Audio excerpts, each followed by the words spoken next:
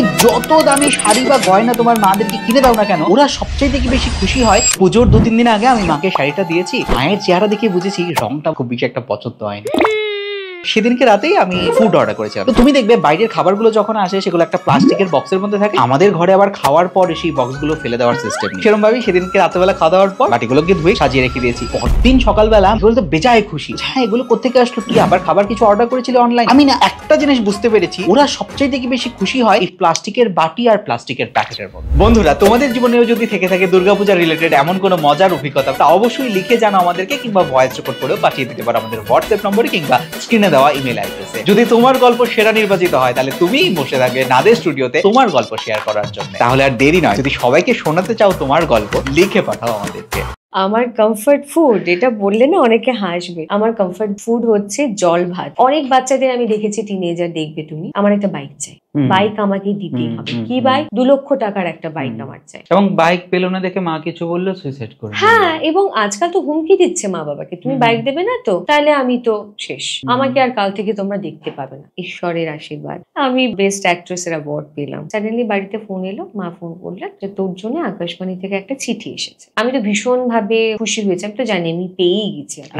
সবাইকে বললাম রিহার্সাল রুমে, আমি যুববাণীতে এখন আমার কণ্ঠস্বর শুনবে তো। বাড়িতে এলাম, দেখি রিজেকশন লেটার। না, আমি তখন ভাবলাম এগুলো কেন আমার সঙ্গে কেন হবে? লোকের বাড়িতে অ্যাপয়েন্টমেন্ট লেটার যায়, আমার বাড়িতে রিজেকশন লেটার এসেছে। আমি রেডিওতে যাওয়ার পর এটা রিয়েলাইজ করলাম যে আমি মনে করতাম হয়তো আমি পৃথিবীর সব থেকে দুঃখী আর ডিপ্রেসড পারসন, আমার থেকেও ক্রিটিক্যাল সিচুয়েশনে লোকেরা রয়েছে।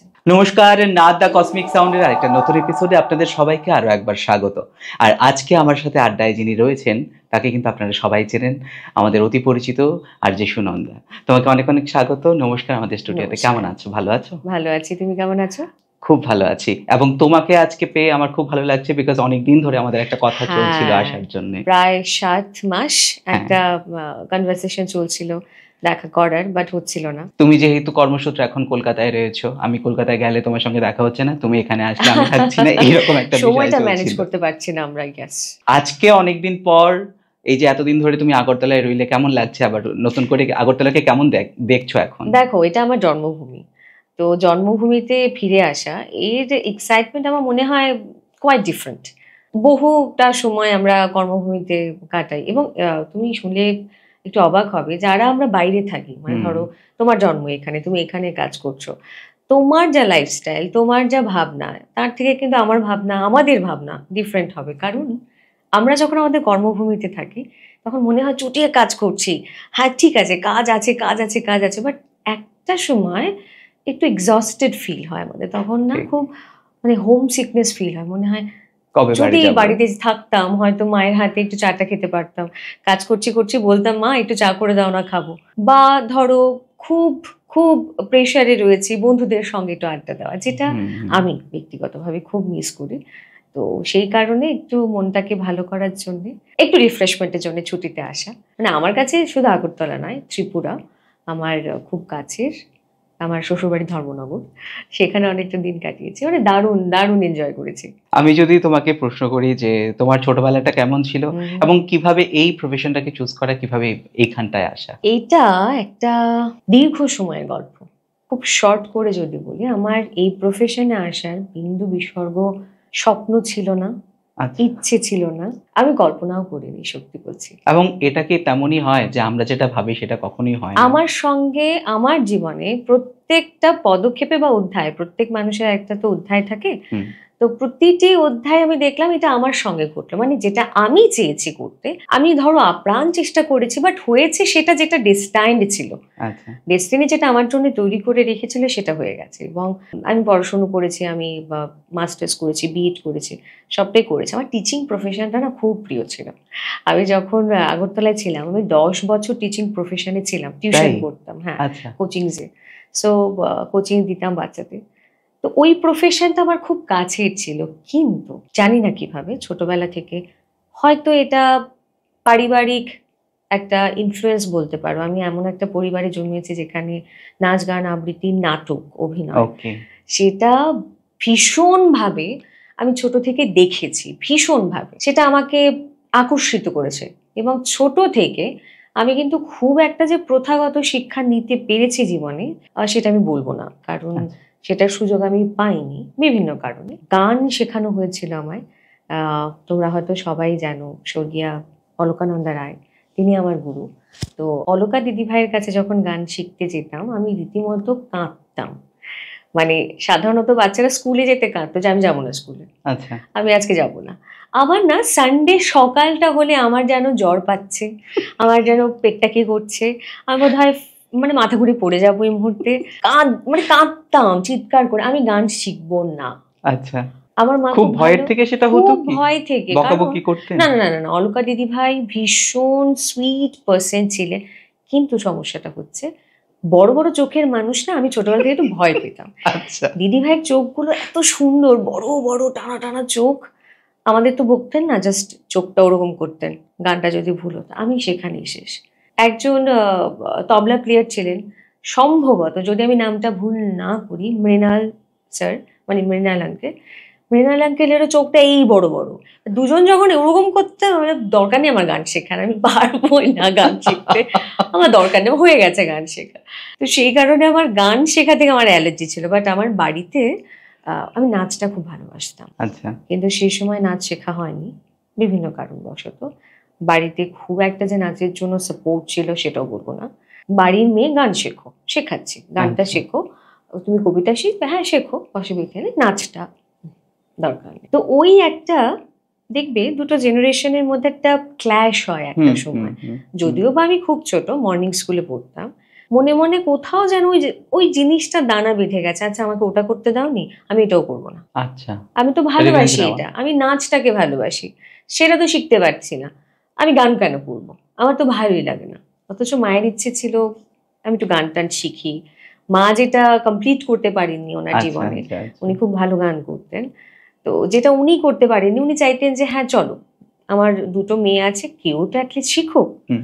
খুব যত্ন করে শেখানোর চেষ্টা করা হয়েছে, বাট একটা সময় পর আমি বলেছি রাম রাম, আমায় ছেড়ে দাও, আমার দ্বারা গান হবে না, আর পৃথিবীর যা খুশি তুমি করিয়ে নাও।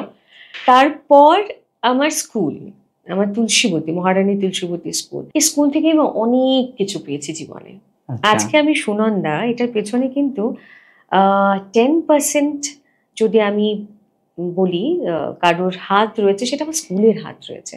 10% রয়েছে, 100% মধ্যে 10% আমার স্কুল। কেন? পড়াশুনো করতাম, পড়াশোনার পাশাপাশি এই যে কালচারাল অ্যাক্টিভিটিস গুলো, হুম, সেটা আমাদের স্কুলে না তখন দারুণ ভাবে হতো। এটাই। আমাদের স্কুল, উমাকান্ত স্কুল, হুম, শিশু বিহার স্কুল, একটা Netaji competition, school. Netaji school, একটা কম্পিটিশন হতো, বলো, inter school right, drama right, right. Competition, একদম। সিঙ্গিং এবং কম্পিটিশন। আমাদের তো প্রত্যেক স্যাটারডেতে সেই একটা আলাদা ডেডিকেটেড টাইম হ্যাঁ, থাকতো ওই সাহিত্য কালচারাল সভা ছিল, ক্লাসটার জন্য। এবং সেটা আমার ভীষণ প্রিয় ছিল, সাহিত্য সভা। আমি মিস করতাম না। ওকে, যদি স্কুলে ধরো মানডে টু ফ্রাইডে আমি নাও যেতাম, হুম। স্যাটারডে আমার যেতে হবে। আচ্ছা, বললাম না, ওটা না কোথাও বোধহয় ব্লাডে থেকে যায়, আমারও বোধ হয়েছিল। আনকনসিয়াসলি আমি এগুলো করছিলাম। তো যেহেতু প্রথাগত শিক্ষা আমার ছিল না, সেই জায়গায় বিশেষভাবে কোনো একটা বিষয়কে কিন্তু আমি আঁকড়ে ধরতে পারিনি। আচ্ছা, ছোটবেলায় বিভিন্ন কম্পিটিশনে যাওয়া, সেটা আমার হয়নি। একবারই করেছিলাম গানেরটাও, আবার ছন্দনীরের ছিল সেই কম্পিটিশন ছোটদের আচ্ছা, গানের। এবার সেখানে গিয়ে দেখি দিদিভাই, মানে অলকা দিদিভাই, আমি দিদিভাই ডাকতাম, দিদিভাই জাজ। ওকে, তো দিদিভাইয়ের একটা রুলস ছিল যে একটা সার্টেন এজ পর্যন্ত তোমরা কম্পিটিশনে যাবে না। কারণ একটা ছিল যে তুমি যতক্ষণ না পর্যন্ত তৈরি হচ্ছ, হুম, তুমি সেখানে যেও না, তোমার ঠিক, ঠিক, কনফিডেন্সটা তুমি পাবে না। ঠিক। এই বিষয়টা আমার মনে হয় বর্তমান সময়ে খুব কম শিক্ষকরাই বোধহয় হুম, বলে থাকেন। ওনার স্টুডেন্টসদের বলে থাকেন, যেটা ঠিক, ঠিক। খুব খুব প্রাসঙ্গিক বলে আমি মনে করি, যেহেতু আমরা হুম, পেয়েছি। হুম, আমাদের হুম, বলা হতো তুমি শেখো, আগে শেখো, হাতটা, গলাটা, পাটা, হুম, মাথাটা হুম, আগে পাকুক, তারপর যাও। ঠিক। তুমি যেখানে যাবে সেখানে তুমি কনফিডেন্স পাবে। সে কারণে খুব ছোট থেকে আমি কিন্তু কোনো কম্পিটিশনে পার্টিসিপেট করিনি ভদ্রমহিলার ভয়ে। আচ্ছা, তারপর যাও ছন্দনীরে গেলাম।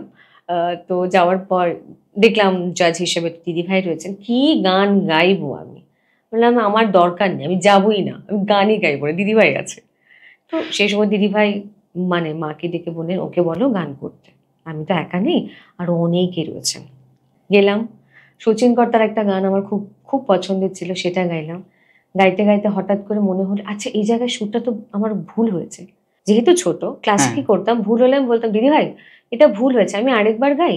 সেটা তো আমার মাথায় নেই, সামনে তো দিদি ভাই বসে আছে, আমি না ভুলেই গেছি আমি যে কম্পিটিশনে আছে, মনে হচ্ছে আচ্ছা। দিদি ভাই ঘরেই তো। হঠাৎ ভুল হয়েছে, দিদি ভাই এটা ভুল হয়েছে আরেকবার গাই।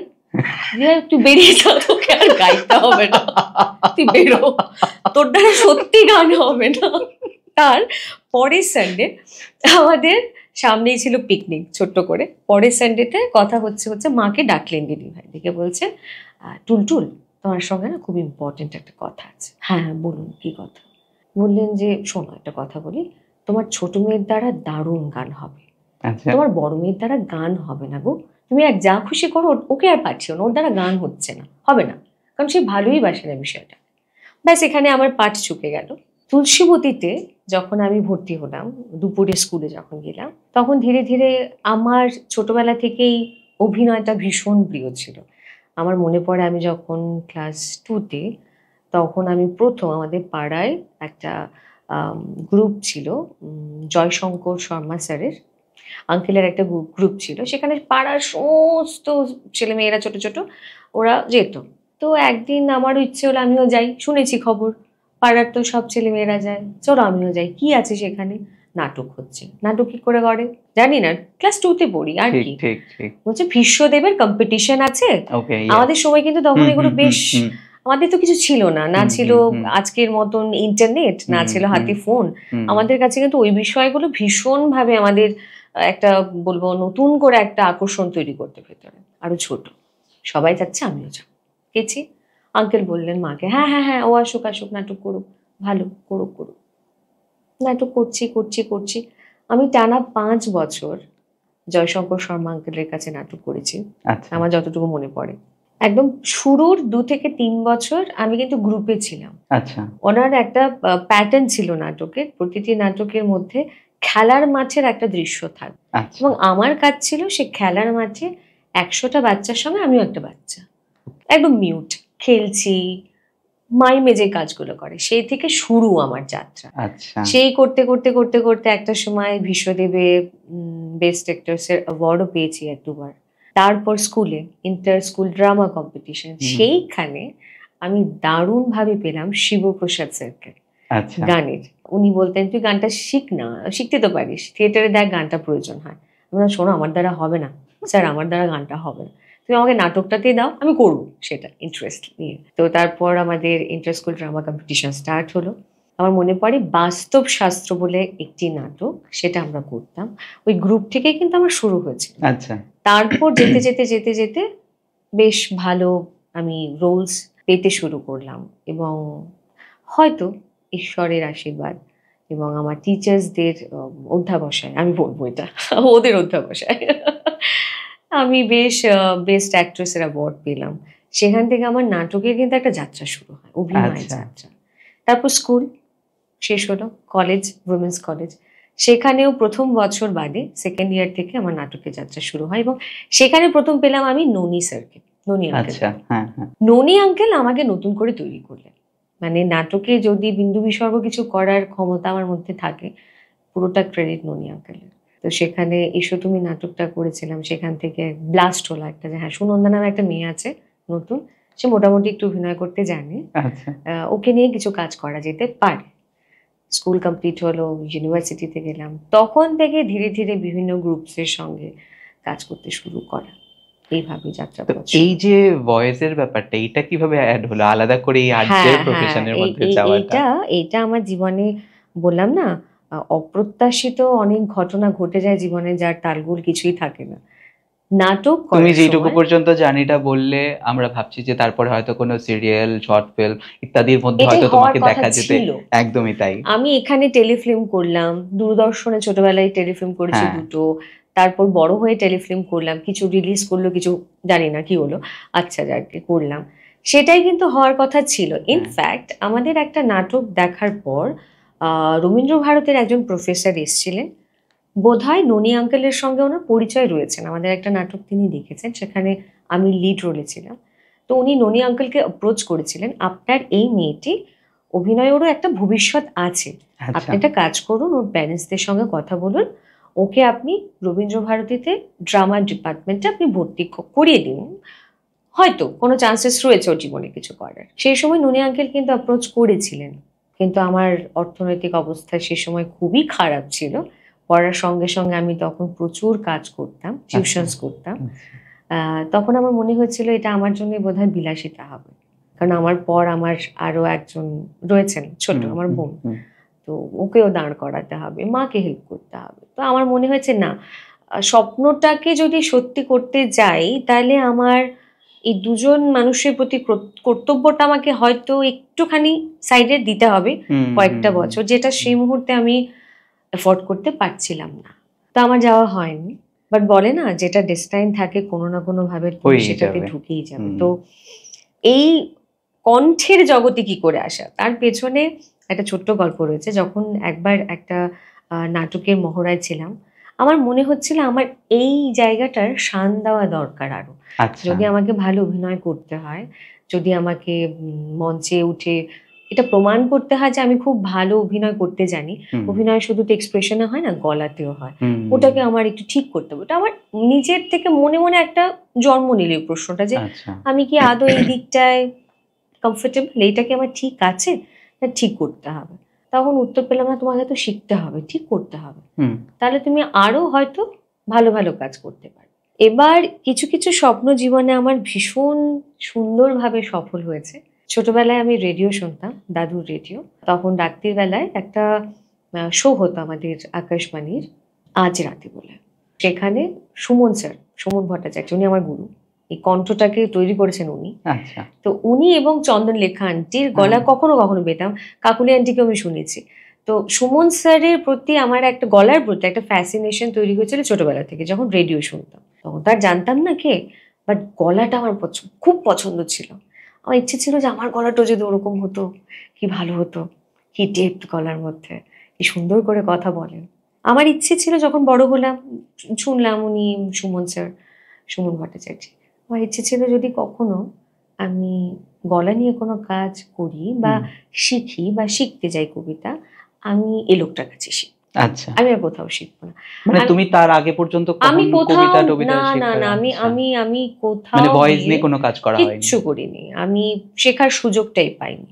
আমি শুধু ছোটবেলা থেকে একটা বিষয়ই শিখেছি। যদি বলো যে সুনন্দা প্রথাগত ভাবে তুমি তাহলে শিখলেটা কি, আমি বলবো আমি অভিনয়টাই শিখেছি।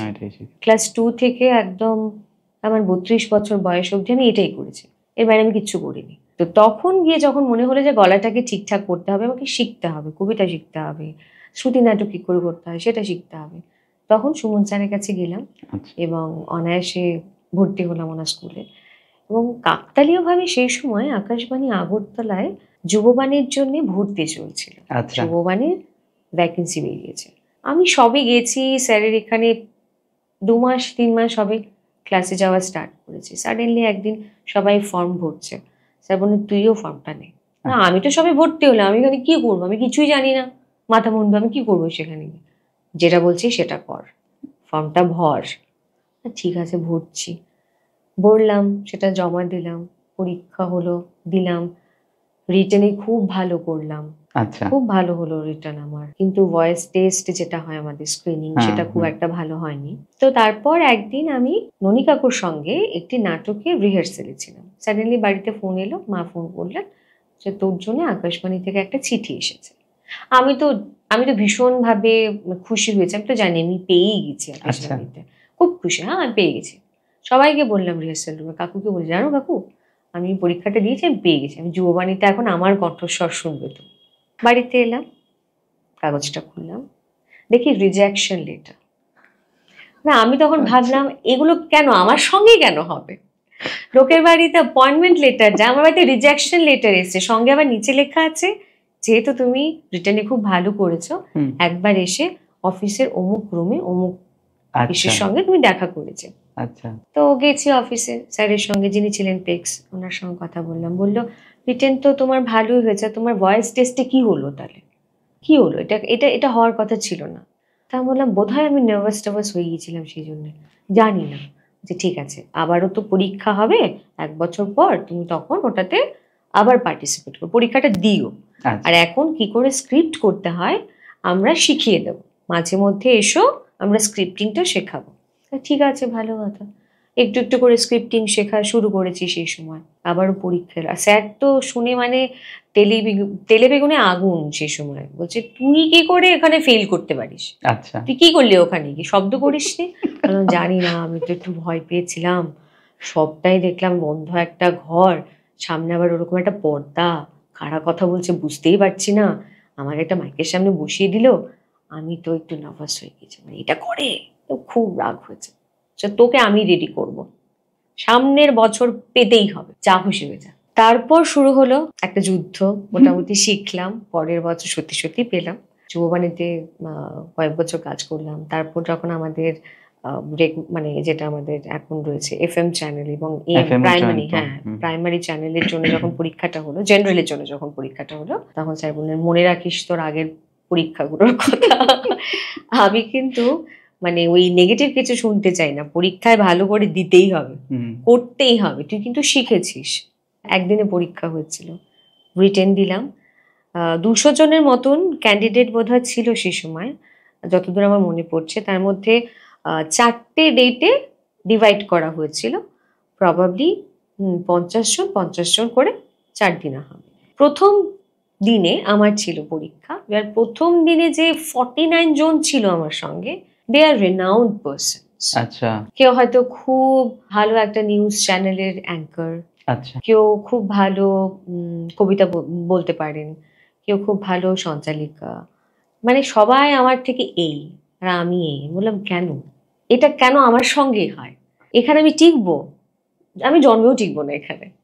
আমি নিজেকে না ওরকম মনে করতাম যে আমার দ্বারা হবে না। আমি ভাবতাম যে আমি এখানে জন্মেও টিকবো না, আমার দ্বারা হবেই না, আমি বেরিয়েই যাই। তারপর ভাবলাম না, এসছি যখন দিই পরীক্ষাটা, আবার কি, গিয়ে তো স্যারের বকাই যেতে হবে, পাস তো আমি আর করবো না, আর এখানে এদের সঙ্গে তো আমি পাবোই না। তারা এত বছরের এক্সপিরিয়েন্স রয়েছে এদের, সিনিয়ররা রয়েছে বা জুনিয়র বা আমার সঙ্গে যারা রয়েছে, তারা ছোটবেলা থেকেই শিখছে, তো তাদের তৈরি হওয়াটা অন্যরকম, আমার মতো নয়, সেটা আমার ভাবনা ছিল।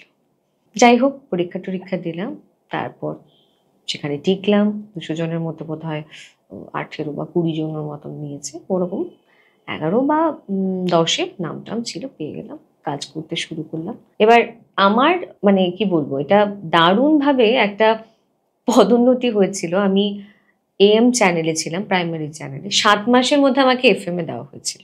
আচ্ছা, আমি খুব কেঁদেছিলাম সেদিন যে আমি কেন FM এ যাব, কষ্ট করে আমি এটা শিখেছি। চাকরি পাওয়াটাই শেষ কথা নয়, স্পেশালি রেডিওতে যারা কাজ করে তারা প্রত্যেকে এটা অনুভব করে যে আমাদের যখন ট্রেনিং পিরিয়ডটা হয়, কনসোল শিখতেই তো 1 বছর লেগে যায়।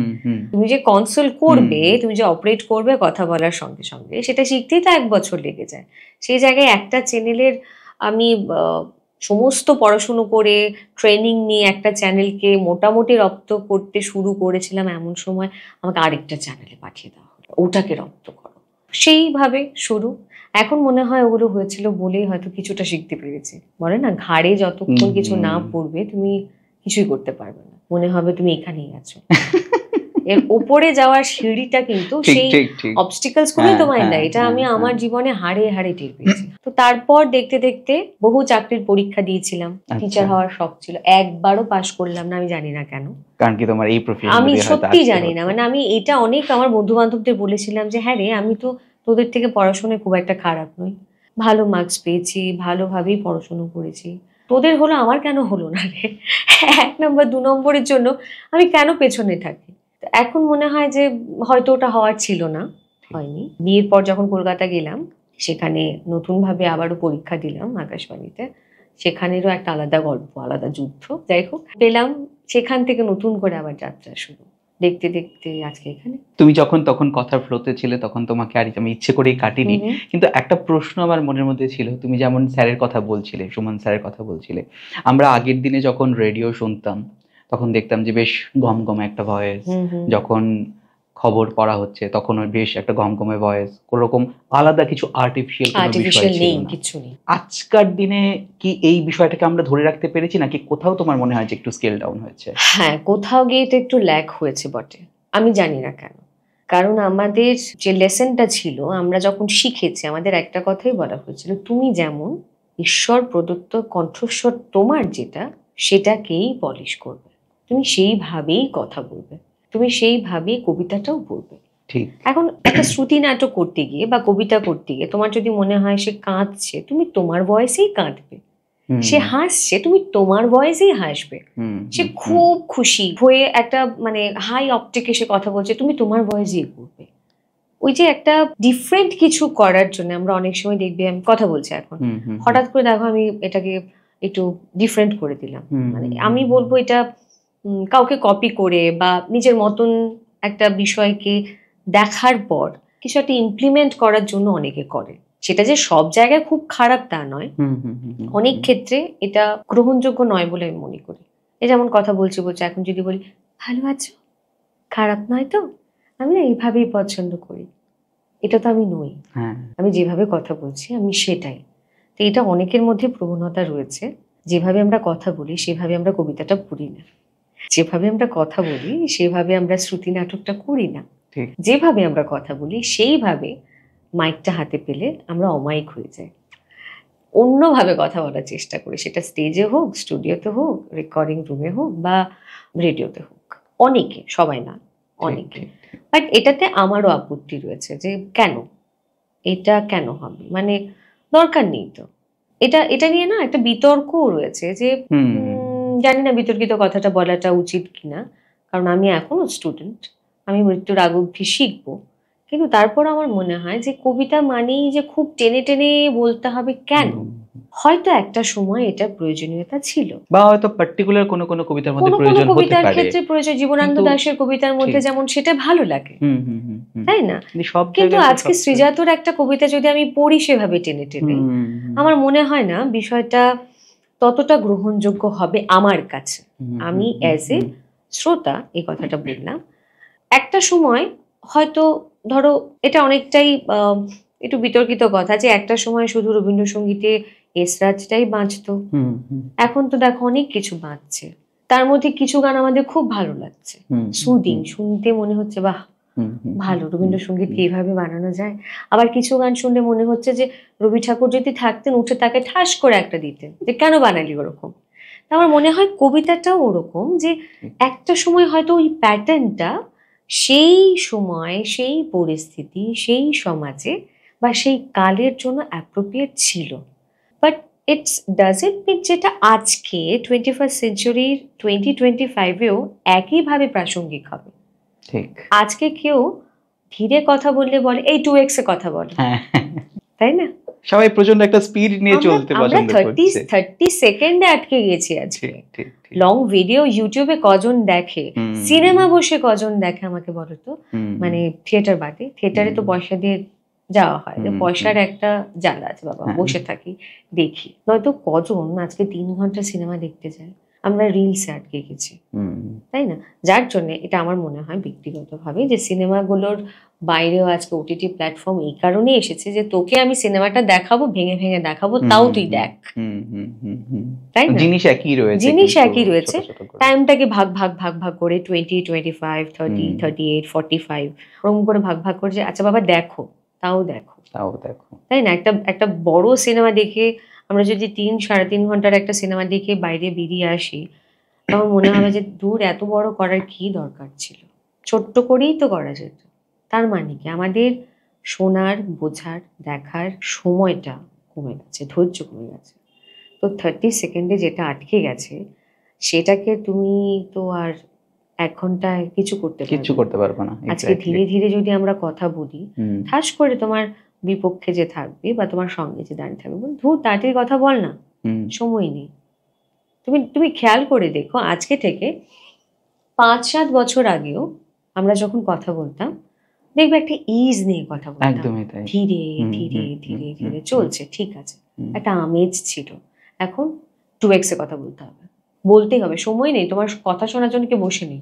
তুমি যত তাড়াতাড়ি কথা বলতে পারবে, যত স্পষ্ট কথা বলতে পারবে, তত তুমি গ্রহণযোগ্য। মানে 3-4 লাইনের কথাকে যদি তোমাকে 2 শব্দে বলতে লাগে তাহলে সেটাই বোধহয় গ্রহণযোগ্য। হ্যাঁ, এখন তো সেটাই হয়ে দাঁড়িয়েছে। তার জন্য দেখবে অনেক কিছুর ডেফিনেশনটাকে তুমি যদি এক্সপ্লেন করতে যাও, দেখবে অনেকে বুঝছে না, বলবে যে আমি তো বুঝতেই পারছি না। পুরো ইমোশনটাই তো হারিয়ে যায়। ইমোশন পাবে কি করে? তুমি আমায় এটা বলো যে কবিতাটা 1 মিনিটের রয়েছে, 1 মিনিটের একটা কবিতার মধ্যে যা ইমোশন আছে সেটাকে তুমি 1 মিনিটে যেভাবে এক্সপ্রেস করবে, সেটাকে তুমি 30 সেকেন্ডে করতে পারবে? Is it really possible? কখনোই পসিবল না এই জন্য সেটা। হয়তো আমরা এজ এ মানুষ হিসেবে আজকে ইমোশন লেস হয়ে যাচ্ছে। আজকাল আমরা খুব জাজমেন্টাল, সহজে জাজ করব, কিন্তু ইমোশনাল হতে হয়তো কোথাও আমাদের একটু আপত্তি রয়েছে। হ্যাঁ, এরও প্রচুর কারণ রয়েছে, কারণ ইমোশনাল মানুষরা খুব কষ্ট পায় বলেই হয়তো বলছে যে না আমি দেখাবোই না আমার ইমোশনস, আমি ইমোশনস গুলো বন্ধ করে রেখেছি, এটাই আমার জন্য ভালো, দরকার নেই কষ্ট পাওয়ার বা ঠকে যাওয়ার প্রয়োজনীয়তা নেই। সেটাও একটা ফ্যাক্টর। ঠিক ঠিক ঠিক। সময়ের সঙ্গে সঙ্গে সব বদলে গেছে। তোমার নিজস্ব ইনস্টাগ্রাম চ্যানেল বলো বা ফেসবুক বা ইউটিউব, এগুলোর মধ্যে তোমাকে প্রায় সময় অ্যাজ এ মোটিভেশনাল স্পিকার হিসেবে দেখা যায়। এই স্ক্রিপ্ট গুলো কি নিজের লাইফ থেকে পাওয়া, নাকি এগুলো হ্যাঁ, কিভাবে হ্যাঁ। তৈরি করো? না না, কিছু কিছু কেন, আমি তো বলবো আমি যে ভিডিওস গুলো দিই তার 80, 85 বা 90% আমি আমার জীবনের সঙ্গে খুঁজে পাই, মানে মিল খুঁজে পাই বলেই কিন্তু বলি। তুমি দেখবে আমার সোশ্যাল মিডিয়াতে আমি এমন কোনো ভিডিওস আপলোড করি না যেটার সঙ্গে আমি নিজে রিলেট করতে পারছি। আমি সেটাই বলি যেটা আমি বিশ্বাস করি, আমি সেটাই বলি যেটা আমার মনে হয় যে হ্যাঁ এটা তো ঘটে জীবনে। পারিপার্শ্বিক পরিস্থিতিগুলো, মানুষগুলো, তাদের জীবনগুলো আমরা যদি একটু অবজার্ভ করি, দেখবে এই কথাগুলোই উঠে আসছে। তার জন্য তোমার বাইরে কিছু করতে হবে না, তুমি শুধু একটু অবজার্ভ করবে। অবজারভেশন পাওয়ারটা যদি ভালো থাকে, এই সমস্ত প্রশ্নের উত্তর হয়তো আমরা এখান থেকে খুঁজে পাবো, বা এই সমস্ত কথাগুলো, গল্পগুলো তুমি এখানেই খুঁজে পাবে। তার জন্য অবজারভেশন, অভিজ্ঞতা আর ওই হোঁচট খাওয়াটা জীবনে খুব দরকার। তুমি যেহেতু তোমার স্কুল জীবনের গল্প কিছুটা তুললে, সেই প্রসঙ্গ টেনে একটা প্রশ্ন করতে চাই। এই যে বর্তমান সময়ের জেন জির ছেলে মেয়েদের কথা যদি বলি, এই যে ধরো আজকালকার দিনে স্কুলে টিচারদের শাসনের উপর একটা নির্দিষ্ট নির্দেশিকা জারি করা হয়েছে। তারপরে আজকালকার ছেলে মেয়েদের দেখা যায় কথায় কথায় কিছু অভিমান হলেই তারা সুইসাইড করে দিচ্ছে। এই বিষয়টাকে মোকাবেলা করার রাস্তাটা কি? বিকজ বারবার অ্যাজ এ পডকাস্ট হোস্ট আমার কাছে এই প্রশ্নটা বারবার উঠে আসে যে তুমি পারলে প্রত্যেকটা গেস্টকে এই প্রশ্নটা করো, বিভিন্ন ধরনের ওপিনিয়ন উঠে আসো, কে কি ভাবছে। দেখো, এটার পেছনে সব থেকে বড় হাত কিন্তু আমাদের সমাজ, পরিবার, মা বাবার। আজকালকার মা বাবা, যেটা আমি দেখেছি, অনুভব করেছি, তারা তাদের বাচ্চাদের নিয়ে একটু বেশি পজিটিভ। একটা বাচ্চা বড় হওয়ার সময় যদি হোঁচট খেয়ে মাটিতে পড়ে যায়, তার পাটা যদি কেটে যায়, মনে করতে হবে এটা তার লেসন। একবার কাটবে, দুবার কাটবে, 3বার কাটবে, 4বার, এবার এই জায়গাটা কিন্তু শক্ত হয়ে যাবে, শক্ত একটা কালো চামড়া পড়ে যায়।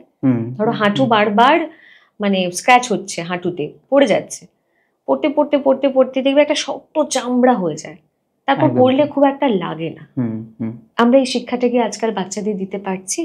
আমাদের সময় আমাদের মা বাবা বলো, আমাদের বাকি প্যারেন্টসরা, মামা মামি, কাকা জ্যাঠা মাসি, সবার কাছে অধিকার ছিল বাচ্চাটা যদি বিগড়ে যায় তুমি কিন্তু তার কান মুলে তাকে সহজ রাস্তায় বা সোজা রাস্তায় নিয়ে আসবে। তুমি আমাকে বলো আজকের ডেটে মা বাবা বাদে যদি আপন কাকা পিসি জ্যাঠাও একটা বাচ্চাকে দুঘা দেয়, প্রথম প্রতিরোধটাকে করবে বাচ্চাটা, করবে মা বাবা করবে।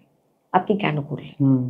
আপনি কেন করলেন? এই যে একটা বাচ্চার সামনে তুমি, সে ভুল করুক সে ঠিক করুক, তুমি যে তার সামনে তাকে অ্যাপ্রিসিয়েট করছো, তুমি যে তার সামনে সে ভুল করলে অন্য কাউকে তুমি সেটা আঙুল দিয়ে দেখাচ্ছ যে আমার বাচ্চা ভুল করুক ঠিক করুক, আমারটা আমার, আমি দেখে নেব, এই যে বিষয়টা, তুমি তাকে একটা কটন বলের মধ্যে রেখে দিচ্ছ। এই কটন বলটা যখন বৃষ্টিতে পড়বে সেটা ভিজে মাটিতেই পড়ে যাবে, এবং সেটাকে আবার তুমি দুমড়ে মুছে কিছু করতে পারবে না, সেটা কিন্তু নষ্ট হয়ে গেছে। কটন বলটা নষ্ট হয়ে গেছে। বাচ্চাটাকে কি, মানে আমার মনে হয় প্রতিটি বাচ্চাকে না ওইভাবে তৈরি করা দরকার যেন সে কচু পাতার মতন হয়। দুঃখটা, যন্ত্রণাটা, ব্যথাটা বা খারাপ কিছু, ফেলিয়ার বলো, যাই হোক, সেটা যদি একটা ড্রপের মতন পড়ে, জলের ড্রপের মতন পড়ে, সেটা যাতে পড়ে যায়। একদমই তাই। আমরা কিন্তু সেটা করতে পারছি না, আমরা কটন বল বানিয়ে দিচ্ছি বাচ্চাগুলোকে, যার ফলে জলটা পড়ছে, সে অবজর্ভ করছে, সে কিন্তু আর কিছু করতে পারছে, ফেলতে পারছে না। বহু বাচ্চা আজকাল রয়েছে ওরকম, টিনেজার্সরা, যাদের ভিতরে, টিনেজার মানেই তো দেখো সেই সময়টা বয়ঃসন্ধি, তাদের মধ্যে প্রচুর জিজ্ঞাসা থাকবে, তাদের প্রচুর প্রশ্ন থাকবে, সেগুলোর সঠিক উত্তর আমাদের দিতে হবে, সেটা আমাদের কর্তব্য। নট অনলি যে মা বাবা দেবে শুধু, যারা বড় দাদা দিদিরা রয়েছে, স্কুল টিচার্সরা রয়েছেন, বা কাকা জ্যাঠা দাদু দিদা, তাদেরও তো কর্তব্য যে একদমই ওর তাই। যে প্রশ্নগুলো সেটাকে সুন্দরভাবে গল্পের ছলে ছলে উত্তর দেওয়া, তার জিজ্ঞাসাগুলোকে তার সামনে উত্তর হিসেবে তুলে দেওয়া। বাট আজকাল যেহেতু এমন একটা পরিস্থিতির মধ্যে দিয়ে আমরা যাচ্ছি যেখানে মা বাবা দুজনকেই রোজগার করতে হবে, নয়তো ভালোভাবে জীবনটাকে যাপন করা যাবে না, সেখানে বাচ্চাদের আমরা কতটুকু সময় দিতে পারছি, আমরা নিজেরাও সময় দিতে পারছি না। আর যেহেতু দেখো আমিও আজকে বাইরে রয়েছে, আমার সঙ্গে আমার হাজবেন্ড ছাড়া কেউ থাকছে না, এবার ভবিষ্যতে যদি আমার ঘরে একটা ছোট্ট ছানা হয়, সেও তো একটা সময় পর বলবে আমি তো লোনলি ফিল করছি, মা বাবা কোথায়। একদমই তাই। যেহেতু এই লং ডিস্টেন্স রয়েছে, দাদু দিদা সব এখানে, আমরা ওখানে, তাই না? তো একটা লং ডিস্টেন্সের মধ্যে বাচ্চাটা কিন্তু বড় হবে ন্যানির হাতে। ম্যাক্সিমাম ফ্যামিলিজে আজকে বাচ্চারা ন্যানির হাতে বড় হচ্ছে। এবার সব ন্যানি তো একরকম নন, কেউ কেউ আছেন মাতৃস্নেহে বড় করছেন, ভালো শিক্ষা ন্যানির থেকে পাচ্ছে, হ্যাঁ, জীবনে কি করা দরকার কি না করা দরকার সেটা ন্যানি বলছেন। আবার কিছু কিছু ন্যানিরা রয়েছেন ভীষণ প্রফেশনাল, ওদের দায়িত্ব হচ্ছে এত থেকে 1 to 5 আমি দেখবো বাচ্চাটাকে, আমার ওইটুকুই দায়িত্ব, ওকে খাওয়াবো পড়াবো, ও যেন ব্যথা না পায় আমি সেটা দেখবো, ওর যেন কোনো অসুবিধা না আমি সেটা দেখবো, that's it. Okay moral story শুনিয়ে ওর প্রিন্সিপালস তৈরি করার দায়িত্ব আমার নয়, সেটা মা বাবার। এমনও তো রয়েছে। তো শুধুমাত্র যে আমি মা বাবাকে দোষ দিতে পারি, টিচার্সদের দোষ দিতে পারি, বাচ্চাদের দোষ দিতে পারি এমনটা না, গোটা সমাজ ব্যবস্থাটাই বদলে গেছে। আগের মতন আমরা আর একই জায়গায় থাকতে পারছি না, দাদু দিদার বা দাদু ঠাকুমারও প্রয়োজন রয়েছে। একদমই তাই। আজকে আমরা তাদের থেকে বাচ্চাদের দূরে রাখতে বাধ্য হচ্ছি কিছু কিছু ক্ষেত্রে, আর কিছু কিছু ক্ষেত্রে ইচ্ছাকৃত করছি। সেই কারণেও কিন্তু বাচ্চারা আজকে মানসিক দিক দিয়ে ভীষণ নরম হয়ে গেছে। একটা বাচ্চাকে তুমি যদি ছোট থেকে কঠোর পরিশ্রম করতে না শেখাও, বা তাকে যদি মানে বেশি বেশি অবস্টিকলস না দাও জীবনে, সে দাঁড়াবে না। আজকে আমার জীবনে যে সমস্ত অবস্টিকলস আমি পেয়েছি, হয়তো তুমিও সেটা পাওনি, হয়তো আর 5 জনও সেটা পায়নি। তুমি একভাবে বড় হয়েছো, আমি কিন্তু আরেকভাবে বড় হয়েছি। জাস্ট কথার কথা, ধরো তোমার যদি মানসিক শক্তি থাকে 10, আমার কিন্তু মানসিক শক্তি 30। কারণ ওই 20 যেটা, সেটা ছোটবেলা থেকে বড় হওয়া পর্যন্ত আমাকে ঘষে ঘষে ঘষে ঘষে তৈরি করে দেওয়া হয়েছে। ওই যে বললাম বারবার ব্যথা পেতে পেতে পেতে পেতে চামড়াটা কিন্তু শক্ত হয়ে গেছে। এখন কিন্তু আর নতুন করে ওটাকে যদি ব্যথা দিতে হয়, তাহলে আরো বড় কিছু আনতে হবে, অস্ত্র, তাহলে কেটে তুমি কষ্ট দিতে পারবে। তো ওই বিষয়টাই অনেক অনেক টিনেজার বাচ্চাদের মধ্যে আমি দেখতে পাচ্ছি না। আরো একটা কারণ রয়েছে, গ্রামের ছেলেমেয়েদের তুমি দেখো, তাদের মধ্যে অনেকেই কিন্তু ভীষণভাবে মানসিক দিক দিয়ে শক্ত, ওদের যা লক্ষ্য ওরা করবে। কিন্তু শহরের বাচ্চাদের মধ্যে আমি দেখেছি এই একটা খামতি রয়েছে, কারণ তারা তো এরকম একটা বদ্ধ ঘরে বড় হয়েছে, ওরা বাইরে খেলতে যাওয়ারও টাইমটা খুব একটা পায়নি, সারা জীবন বইয়ের ব্যাগটা কাঁধে ঝুলিয়ে ওদের ঘুরতে হয়েছে, ওই ভারটাই ওরা বহন করেছে। জীবনের যে আলাদা একটা ভার থাকে ওরা সেটা টেরই পায়নি। কথার সঙ্গে সঙ্গে মা বাবা সবকিছু হাতের সামনে দিয়ে দিয়েছে। আজকে আমার একটা পেন্সিল লাগবে, চলো একটা পেন্সিল বক্স দিয়ে দিলাম। ঠিক ঠিক ঠিক ঠিক। আমার হয়তো একটা পেন্সিল প্রয়োজন ছিল, মা বাবা এসে 10টা দিল, আমার তো আছে, সমস্যা কি? এই বাচ্চাটার সঙ্গে তুমি ওই বাচ্চাটাকে তুলনা করো যে বাচ্চাটার কাছে হয়তো পেন্সিল নেই, তার একটা পেন্সিল প্রয়োজন, সে হয়তো 20 অর্ধেকটা পেয়েছে, সে ওটাকেই শার্প করে ওটা দিয়েই লিখবে এবং ওটাকেই যত্ন করে রাখবে, তার কাছে ওটাই কিন্তু শ্রেষ্ঠ। তো এই যে মা বাবার আছে থাকাটা মন্দ নয়। এখন বলবে অনেকে যে আমার আছে আমি আমার ছেলে মেয়েকে দেবো না, অবশ্যই দেবেন, কেন দেবেন না, কিন্তু একটা বয়স পর অভাবটা বোধ করানো খুব দরকার বাচ্চাদের। আমার হয়তো 5 তলায় থাকার শক্তি রয়েছে আর্থিক দিক থেকে, কিন্তু আমি দেখাবো না বাচ্চাকে, তোমাকে ভালো খাওয়ানো আমার দায়িত্ব, ভালো পড়ানো আমার দায়িত্ব, কিন্তু বাকি বিলাসিতা দেওয়ার দায়িত্ব আমার নয়। এইটা অনেক মা বাবারা বোঝেন না, এবং সেখান থেকে কিন্তু বাচ্চারা দেখো পেতে পেতে পেতে পেতে ওরা এমন ভাবে হ্যাবিচুয়েটেড হয়ে যায়, একটা সময় পর যখন ওদের নিড বেড়ে যায়, যখন ওরা পায় না তখনই ক্ল্যাশ হয়। ঠিক ঠিক ঠিক ঠিক। অনেক বাচ্চাদের আমি দেখেছি, টিনেজার দেখবে তুমি, আমার একটা বাইক চাই, বাইক আমাকে দিতেই হবে। কি বাইক? 2 লক্ষ টাকার একটা বাইক আমার চাই, এবং বাইক পেল না দেখে মা কিছু বললো সুইসাইড করবে। হ্যাঁ, এবং আজকাল তো হুমকি দিচ্ছে মা বাবাকে, তুমি বাইক দেবে না তো তাহলে আমি তো শেষ, আমাকে আর কাল থেকে তোমরা দেখতে পাবে না। মা বাবারাও সেখানে নরম হয়ে যান, আমার একটা মাত্র সন্তান, আমি ঠিক কি তাই, করব ঠিক কি তাই। করব। তখন মা বাবারা নিরুপায় হয়ে চারিদিকে যারা রয়েছেন প্রত্যেকে বলতে থাকেন যে আমার বাচ্চাটা তো খারাপ হয়ে যাচ্ছে, খারাপ হয়ে যাচ্ছে। ওরা এটা বুঝছেন না যে খারাপটা তো আপনারাই করেছেন আজ থেকে 10 বছর আগে, সে যখন ঠিক। ছোট ছিল। ওর একটা জিনিসের প্রয়োজন ছিল, আপনারা 10টা দিয়েছেন। ওর হয়তো 10টার ছিল, আপনারা 100টা দিয়েছেন। তো আজকে ওর 2 লক্ষ টাকার বাইকের প্রয়োজন, আপনারা দিতে পারছেন না। এখন ছেলেটা খারাপ হলো? সে তো অনেক আগেই খারাপ হয়েছে। সেটা তো আপনাদের আগে ধরা উচিত ছিল। এবং সম্প্রতি একটা ঘটনা ঘটেছে যেখানে স্কুলের টিচার বাচ্চাকে শাসন করতে যাওয়ার হ্যাঁ পর হ্যাঁ হ্যাঁ, আমি শুনলাম। বাচ্চাটিও উল্টে টিচারকে মানে গায়ে হাত তুলেছে। এটা হবেই। মানে এটা তো আমরা আমাদের সময় ভাবতেই পারতাম এটা না। হবে কেন বলো তো? ভয়ঙ্কর কথা। হ্যাঁ, একটা বাচ্চা তৈরি হয় 12 বছরে, ক্লাস 1 থেকে 12। এটা একটা প্রাইম টাইম একটা বাচ্চাকে তৈরি করার। এবার তুমি যখন শিক্ষকের হাত থেকে ছড়িটা নিয়ে যাবে, তোমার কি মনে হয় আগামী ভবিষ্যৎটা কি তৈরি হবে? আগে শিক্ষক আমাদের মারতেন দোষ হলে, ভুল হলে। এখন ছাত্রছাত্রী শিক্ষক পেটাচ্ছে।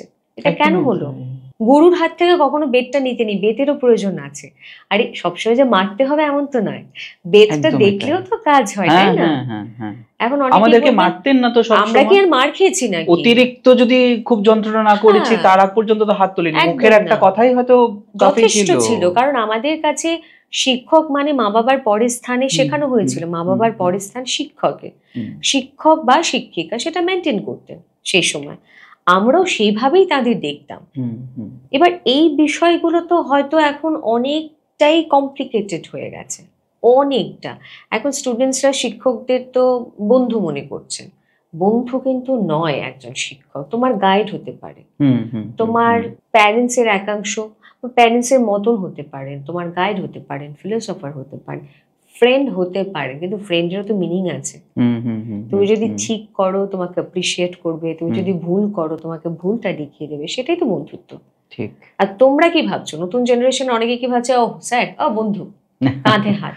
হ্যাঁ, না, স্যার বা ম্যামের তো কাঁধে হাতটা দেওয়া যায় না, সেই বন্ধুত্ব তো আর ওদের সঙ্গে হয় না। হুম, হুম, সেই জায়গাটা তো মেনটেন করতে হবে, হুম, তাই না? হুম, তো আমার মনে হয় এটাই, আমি জানি না কে কি বলবে, বাট আমার ব্যক্তিগত ওপিনিয়ন এটা, শিক্ষক বা গুরুর হাত থেকে যদি ছড়িটা চলে যায়, তাহলে আগামী প্রজন্ম, আগামী ভবিষ্যৎ অন্ধকারই হবে। সেটার আর কোনো দিক নেই, এই যে কোনো দিক তুমি নেই। বিভিন্ন জায়গায় বিভিন্ন প্ল্যাটফর্ম গুলোতে কাজ করছো, যেমন হুম। ধরো রেডিওতে যখন কাজ করছো তখন একরকম, যখন মঞ্চে কাজ করছো তখন একরকম, যখন নিজের চ্যানেলগুলোতে কাজ করছো তখন আলাদা আলাদা। কি কি জিনিস ফেস করো এবং কাজের দিক থেকে কোনটা কিরকম ভাবে আলাদা হয়? অনেক কিছু ফেস করতে হয়, হুম, অনেক কিছু।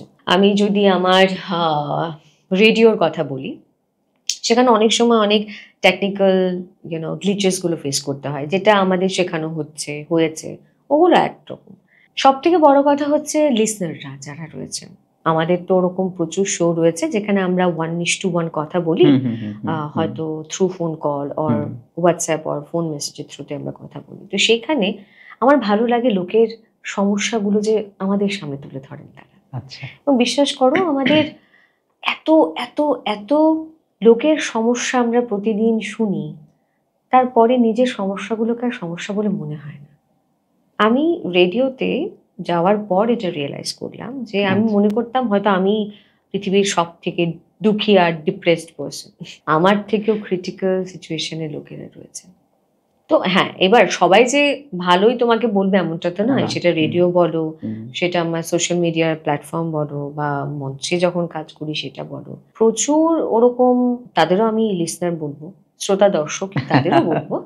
কারণ তাদেরও প্রয়োজনীয়তা রয়েছে। হ্যাঁ, হ্যাঁ। তারা তোমাকে অ্যাপ্রিশিয়েট তো দূরের কথা, তারা তোমাকে এমন বিচ্ছিরিভাবে হুম, কিছু হুম, কথা বলবে, সেটা অনেক সময় নিতেও কষ্ট হয়। ঠিক। এবার আমি যখন প্রথম কাজ শুরু করি আমার খুব কষ্ট হতো নিতে, আচ্ছা। যে কেন আমি কি খারাপ করলাম যে এত বাজে ভাষায় এতটা কটূক্তি করা হ্যাঁ। হচ্ছে, এমন আহামরি কি হলো ব্যাপারটা। তারপর ধীরে ধীরে রিয়েলাইজ করলাম মানুষ তো বলতেই পারে। হুম, হুম, হুম, প্রথম ভাবতাম কেন বলবে, হুম, কেন বললো আমার নামে এরকম, আমি তো ওরকমটা নই। হুম, হুম, ধীরে ধীরে যত বয়স বাড়ে, লোকে একটু ম্যাচিওর হয়, তখন রিয়েলাইজ করলাম বলতেই পারে, ওর মুখ, ওর জিভ, ওর ওয়ে অফ থিঙ্কিং, ও কি বলছে তাতে আমি কেন বদার্ড হব। ঠিক। আর ঠিক এই জায়গাটাতে বোধহয় ম্যাচুরিটি পরিচয়। বোধ হয় প্রথম খুব বদার্ড হতাম, বাট এখন মনে হয় যে এদিক দিয়ে ঢোকাও দিতে বার করো। আরো কিছু অবস্টিকলস রয়েছে, ভালো কাজ করলে প্রচুর বাধা আসবে, প্রচুর প্রচুর বাধার সম্মুখীন আমি হচ্ছি, আগামীতেও হব। তো এগুলো তো পার্ট অফ লাইফ। যখন বাধাগুলো আসে জীবনে তখন নিজেকে কিভাবে মোটিভেট করো? বিকজ তোমার প্রত্যেকটা ভিডিও তো লোকে শোনেই হয়তো মোটিভেটেড হওয়ার জন্য। এবার একটা গল্প বলি তোমায়। আমার একটা ফেসবুক পেজ ছিল, আমার প্রথম পেজ, যে পেজটা যেটা দিয়ে আমি সবার ঘরে ঘরে হয়তো পৌঁছে যেতে মানে পেরেছি সেই সময়, আর যে সুনন্দার পেজ। আর কয়েকটা যদি পয়েন্ট হতো আমি 2 লাখের কাছাকাছি পৌঁছে গিয়েছিলাম। আমি ভেবেছিলাম পরের দিন সকালে উঠে আমি সেলিব্রেশন করব, সবাইকে পোস্টে দিব যে ফেসবুকে আমার 2 লাখ কমপ্লিট হয়ে গেছে, 200K কমপ্লিট হয়ে গেছে, দেবো। সেটা মাইন্ডসেটটা রেডি করেই শুয়েছিলাম, কারণ আমি জানি পরের দিন হয়ে যাবে। পরের দিন সকালে উঠে দেখি আমার এই পেজটা সাসপেন্ডেড উইদাউট এনি নোটিস। কেন? 1.5-2 বছরের স্ট্রাগলের পর তুমি একটা কিছু তৈরি করলে সেটা সাডেনলি সাসপেন্ডেড। কেন? মাথায় কাজ করছে না। এবং আমার আগে আমার বর উঠেছেন ঘুম থেকে, উঠে উনি দেখে তো মানে আমাকে কি ডাকবেন না, আমি কিভাবে রিয়াক্ট করব, কি করব কি না করব, ওরকম ভাবে একটা সিচুয়েশন তৈরি হয়েছিল। তারপর যাই হোক আমি উঠলাম, আমাকে বিষয়টা জানানো হলো, সবাই আপসেট। কি হলো? এবং সেদিন আমি রিয়েলাইজ করলাম, আচ্ছা তাহলে আমি এতটা খেটেছি যে এখন একটু একটু হয়তো পেন হচ্ছে ভেতরে, যে জিনিসটা হলো। যাই হোক, তারপর তো আমার টিম রয়েছেন, ওরা প্রত্যেকে চেষ্টা করেছে এটাকে যদি রিভাইভ করা যায়, বা কি হলো সমস্যাটা। আমার তো কোনো ওরকম কপিরাইটের কোনো ক্লেম নেই, কোনো নোটিশ নেই, সাডেনলি কি করে হয়। পরে ওটা বেরোলো যে ওই যে ভালো কাজ করতে গেলে বাধা আসে, পার্টিকুলার কিছু মানুষ ফেক কিছু তোমার রিপোর্ট করে আমার ওটা সাসপেন্ড করিয়েছে। আচ্ছা, সেটাতে আমার হাত নেই। আমি 2টো কাজ করতে পারি সেই সিচুয়েশনে, বসে কাঁদতে পারি, চিৎকার করতে পারি, এবং দুঃখিত হয়ে কাজটা আমি ছেড়ে দিতে পারি। আরেকটা হচ্ছে আমি ঘুরে দাঁড়াতে পারি। এবার 2টো চয়েসের মধ্যে আমি ভাবলাম যে সেকেন্ড চয়েসটাই হয়তো বেটার। কি আছে, আবার শূন্য থেকে শুরু করতে হবে? No problem.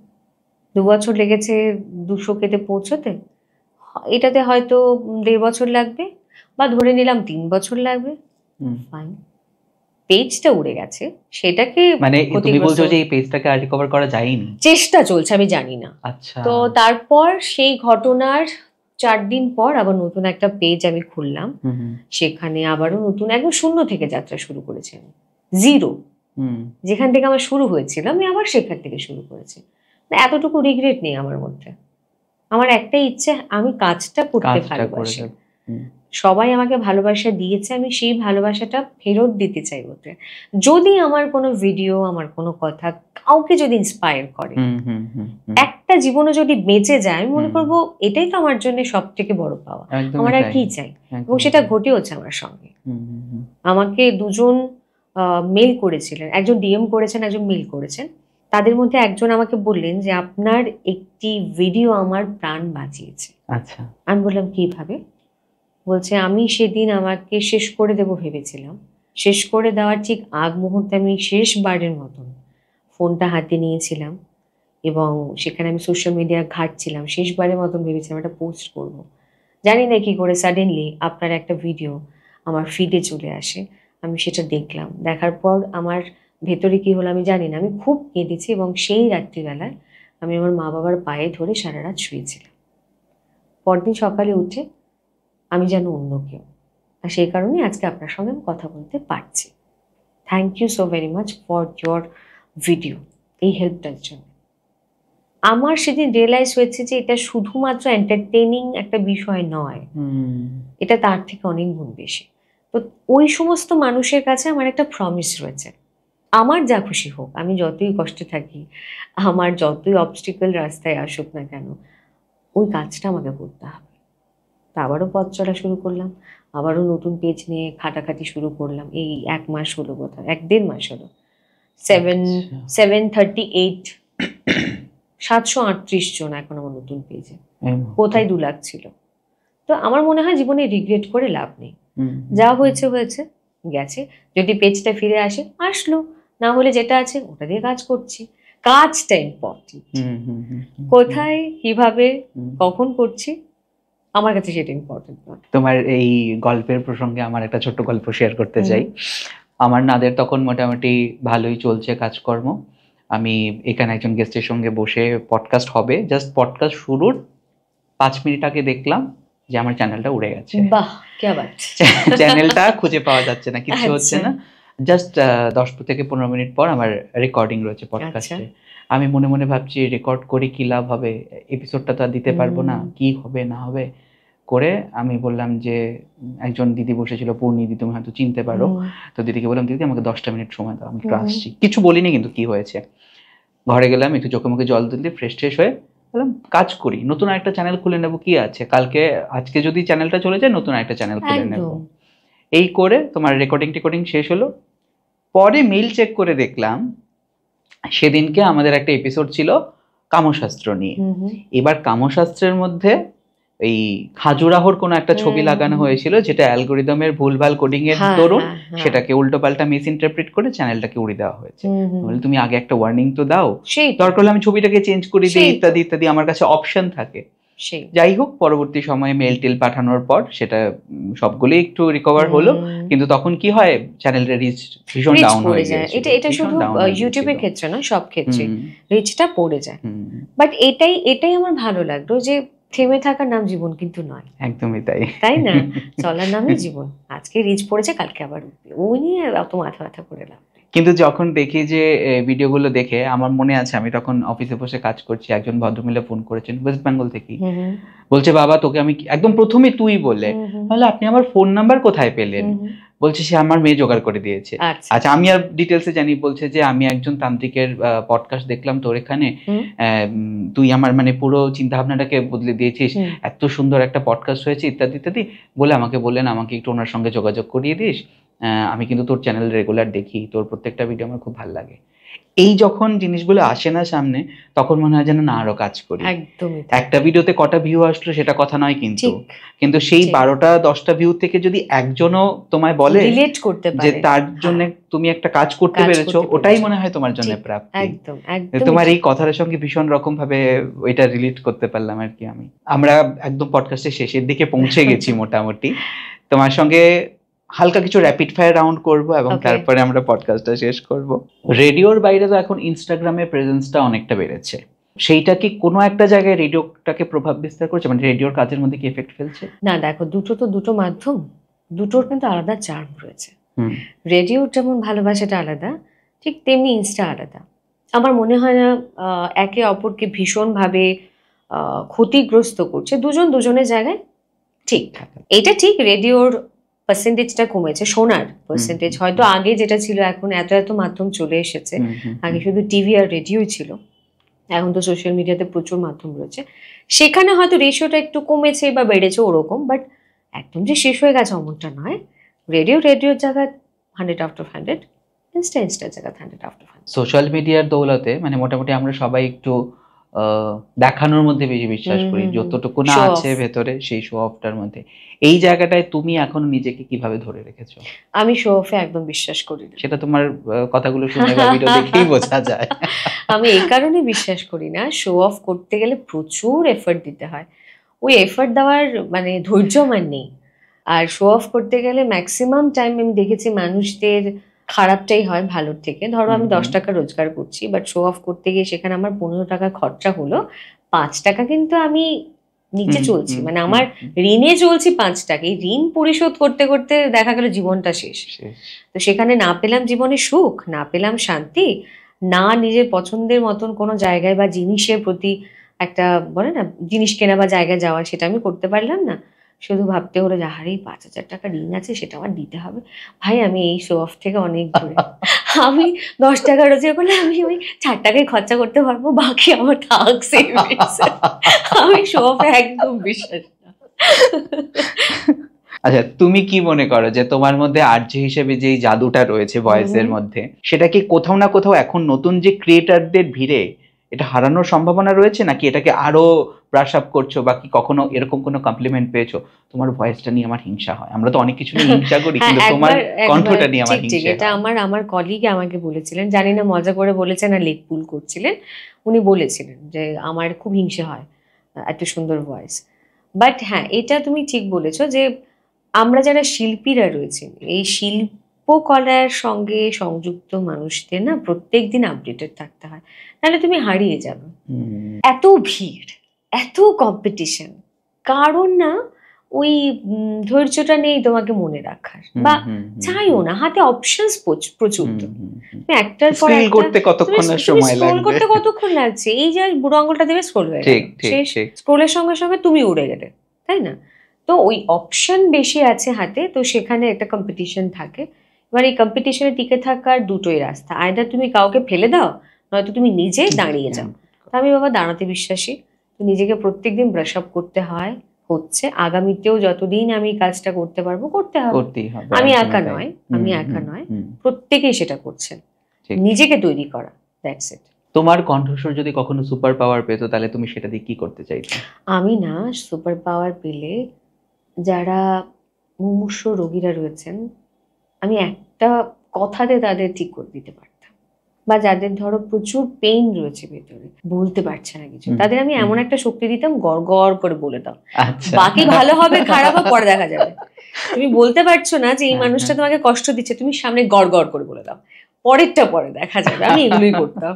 তুমি খুব একটা মজার কথা বললে, একজন ডক্টরের সঙ্গে কথা হচ্ছিল, ডক্টর বলছেন, জানো তো সিদ্ধার্থ, আমরা যে ওষুধ দিই তার অধিকাংশ কিন্তু ফালতু থাকে। হ্যাঁ, বলে একজন পেশেন্ট সুস্থ হবে কি হবে না সেটা ডিপেন্ড করে তার উপরে।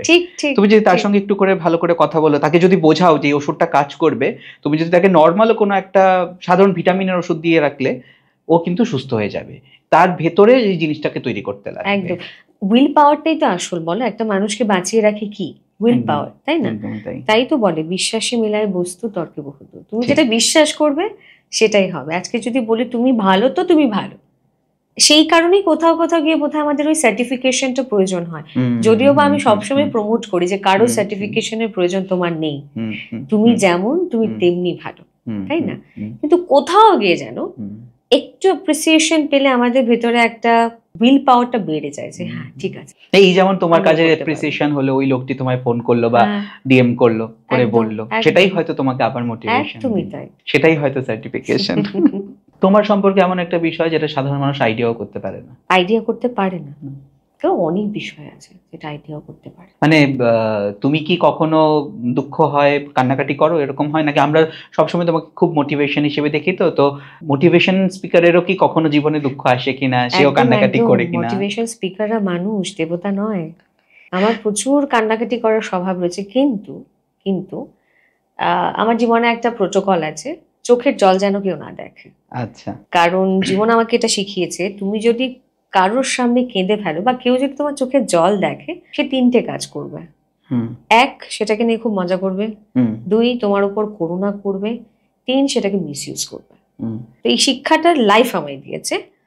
তো বেশ অনেক বছর হয়ে গেছে আমি চোখের জল মানে কেউ দেখে না আমার চোখের জল, পরে প্রচুর, সেটা আননোন ফ্যাক্টর, প্রচুর পরে, কিন্তু দেখবে না কেউ। খুব ক্লোজ মানুষ ছাড়া আমার মনে হয় না চোখের জল কেউ দেখেছে বলে। আচ্ছা, আই ডোন্ট থিংক সো। একটা একটা করে শব্দ বলবো, যা মনে আসে, লাইন, কথা, কি বলবে তুমি বুঝবে, ঠিক আছে? প্রেম। প্রেম, লাইন, কথা মানে তোমার যা মনে আসে, এই শব্দটা শুনলে পরে তো যা তোমার মনে হয়। না পাওয়া। ব্যর্থতা। শক্তি। ভালোবাসা। আমার বর। কলকাতা। কলকাতা কি বলি বলো তো? কলকাতা নিয়ে এত ভাবতে হচ্ছে না, অনেক কিছু আছে। আমি এটা খুব ভালো কিছু একটা ভালো একটা শব্দ খোঁজার চেষ্টা করছি, খুঁজে পাচ্ছি না। যাই হোক, যেটা মনে আসছে সেটাই বলছি। কলকাতা পরিচয়। আগরতলা। আগরতলা জন্মভূমি। Radio. Life. RJ Sunanda. Cutest person. Okay, তোমার প্রিয় হিরো কে? দুজন, শাহিদ কাপুর আর বিদ্যুৎ চামড়া। একটা সিনেমা যেটা তুমি বারবার দেখো? জব উই মেট। কেন? ওই যে আদিত্য, আমার খুব পছন্দের একটা ক্যারেক্টার।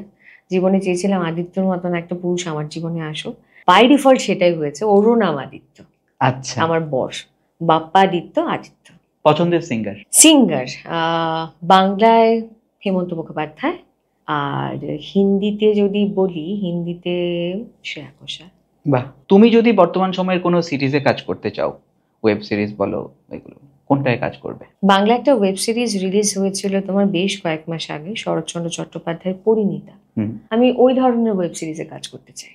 আর তোমার জীবনের গল্প দিয়ে যদি একটা সিনেমা তৈরি হয় তার নাম কি দিতে চাও? আমি রান্না করতে পছন্দ করো? আমি রোজ রান্না করি।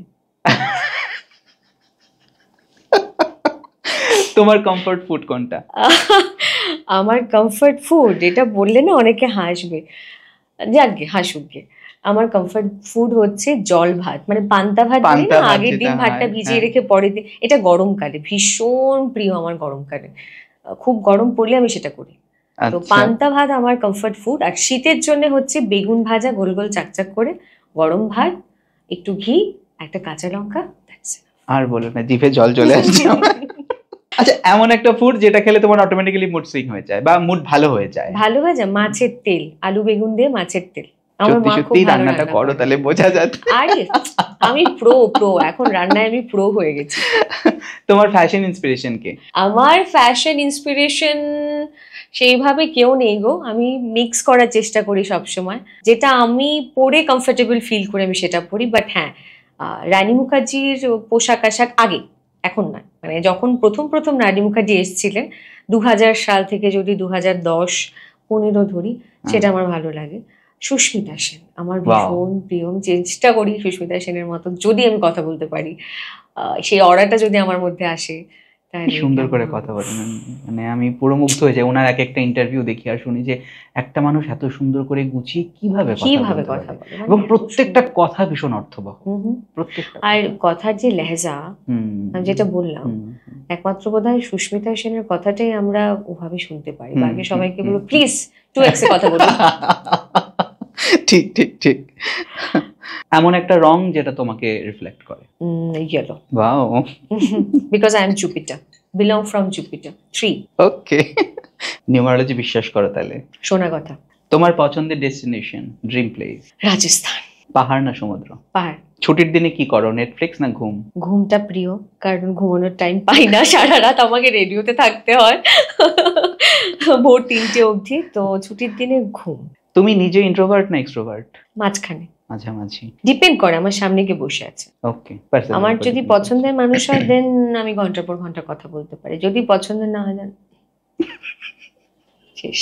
এমন একটা কোড যেটা বারবার নিজেকে শোনাও? কোশিশ করনে वाले की कभी हार नहीं होती। ওয়াও। ছোটবেলায় তো আমি লিখে রেখেছিলাম প্রশ্নটা, তাই সেই কারণে আর এটা প্রশ্ন করছি না, হুম। জিজ্ঞেস করছি না, কারণ কি ছোটবেলায় তুমি টিচার হতে চাইতে, হুম, হুম, যতদূর হুম। আমি বুঝে গেছি কথা হুম, শুনে। সেটা আর কিন্তু জিজ্ঞেস কোভিডের করছি না। সময় না আমার একটু, মানে কোভিডের সময় সেটা আমি খুব ফিল করেছিলাম যে কাশ আমি সে সময় যদি ডাক্তার হতে পারতাম। আচ্ছা, এটা আমার কেন জানি না কোভিডের সময় খুব মনে হয়েছিল, আমি যদি ডাক্তার হতাম আমি কতগুলো মানুষকে বাঁচাতে পারতাম। জানি না কেন কোভিডের সময় এটা ভীষণভাবে আমার ফিল হয়েছিল যে আমি তো আর গিয়ে বন্দুক হাতে সীমান্তে দাঁড়াতে পারবো না, বর্ডার সাইডে দাঁড়াতে পারবো না। বাট আমি যদি ডাক্তার হতাম, এই মহামারীতে আমি অনেক মানুষকে হেল্প করতাম। হেল্প করতে হেল্প করতে করতে যদি প্রাণটাও চলে যেত তাতেও আমার অসুবিধে ছিল না, আমি করতে পারতাম। এটা আমার কোভিডের সময় জাস্ট মনে হয়েছে, ওই পিরিয়ডটা 3 বছর। স্কুলে তোমার প্রিয় সাবজেক্ট কি ছিল? সাইকোলজি। সেই কারণে এত ভালো ভালো লেখা। আরো একটা সাবজেক্ট আছে, আচ্ছা, হিস্ট্রি। তবে হিস্ট্রিটা হচ্ছে সেই ভাগটা যেখানে শুধুমাত্র বিভিন্ন রাজাদের গল্প, হ্যাঁ, তাদের রাজবাড়ি বা কিলা কোথায় কি আছে আমি জানি না কেন, ওগুলোর প্রতি আমার একটা ফ্যাসিনেশন রয়েছে। পুরোনো ওই ওই টাইপের জায়গাগুলোতে গেলেই আমি যেন হারিয়ে যাই। আমার আচ্ছা, প্রচন্ড ভালোবাসার জায়গা, পার্টিকুলারলি হিস্ট্রি। এই বিষয়গুলো আমার ভালো লাগে। মানে ওদের গল্পগুলো ওদের গল্প, শোনো। মানে হিস্ট্রির মধ্যে তো অনেকটা হুম, ভাগ হুম, রয়েছে, অনেক রকমের পার্ট কিছু কিছু রয়েছে। হিস্ট্রি আছে যেটা পলিটিক্যালি হুম, কানেক্ট হুম, করে, হুম, হুম। সেটা নয়। জাস্ট হিস্ট্রি মানে অ্যাকচুয়াল হিস্ট্রি, যে মহাভারতে আদতে কি হয়েছিল হুম, হুম, হুম, সেটা জানা, সেটা বোঝা, সেটা যেমন আমার খুব পছন্দের একটা বিষয় ছিল এক সময় ইজিপ্ট, এখনো আছে। আচ্ছা, তুমি বললে না আমাকে যে তোমার ফেভারিট ডেস্টিনেশন কি, আমার দুটো ডেস্টিনেশন। দেশের মধ্যে আমার ভারতের মধ্যে রাজস্থান, আর বিদেশের মধ্যে ইজিপ্ট। আচ্ছা, আমার ইজিপ্ট যাওয়ার বড় স্বাদ, তার কারণ একটাই, আমার তুতান খামেনের পিরামিড সহ ওনার কফিনটা দেখার ইচ্ছে আছে। ফেরাওদের বিষয়ে আমার জানার আরো ভীষণ আগ্রহ রয়েছে, প্রচুর বই পড়েছিলাম। আচ্ছা, মানে একসময় তো এতটা অবসেসড হয়ে গিয়েছিলাম আমি পড়তে পড়তে। আমার পরিচিত এক আঙ্কেল, তিনি গিয়েছিলেন ইজিপ্টে ঘুরতে, এবার ওনাকে ধরে আমি বসিয়েছিলাম, আমাকে বলো তো এই গল্পটা কি, আচ্ছা, আমাকে আচ্ছা, বলো তো এটা ওখানে কোথায় আছে, এটা কেন হলো। তো উনি মজা করে আমাকে বলছিলেন, দেখ মা আমি ঘুরতে গিয়েছিলাম, ওখানে রিসার্চ করতে যাইনি, তুই যখন যাবি তুই গিয়ে ওখানে খুঁতি খুঁতি জিজ্ঞেস করিস, তুই জেনে আসিস, তুই লিখিস, আমি ঘুরতে গিয়েছিলাম, আমি জানি না। তোমার ফোনের সবচাইতে বেশি ইউজড অ্যাপ? Application YouTube. তুমি কি ঘুমিয়ে থাকা রাজকন্যা নাকি অ্যালার্মে ঘুম থেকে ওঠা যোদ্ধা? যোদ্ধা অফকোর্স। তুমি যদি ইমোজি হতে তাহলে কোন ইমোজিটা হতে? এতক্ষণ ধরে আড্ডা দিয়ে কেমন লাগলো? দারুণ লাগলো। আমার চ্যানেল বিষয়ে দর্শকদের কিছু বলো, আমরা এই মুহূর্তে বিদায় দেব। নাদ দ্য কসমিক সাউন্ড দারুণ একটি চ্যানেল, আমি জানি অনেকেই তোমরা দেখছো, আগামীতেও দেখবে, কারণ এই চ্যানেলের যিনি কর্ণধার খুব সুইট একজন মানুষ। আর ওনার সঙ্গে আড্ডা দিতে আমি কি বলবো, মানে অনেক কিছু ভেতর থেকে উনি বার করেছেন আজকে, যেটা হয়তো অনেকেই জানেন না। So please like, comment and subscribe Naad the cosmic sound. Thank you so much. Thank you. দর্শক বন্ধুদেরকে জানিয়ে রাখি, আমরা র্যাপিড ফায়ার রাউন্ডে যে প্রশ্নগুলো করলাম, তোমাদের কার কি উত্তর রয়েছে তা কিন্তু কমেন্ট সেকশনে লিখে জানিও। আমরা ফিরবো নতুন কোনো এপিসোড নিয়ে, নতুন কোনো গেস্টের সঙ্গে। ততক্ষণ পর্যন্ত সবাই ভালো থেকো, সুস্থ থেকো, সাথে থেকো। নমস্কার।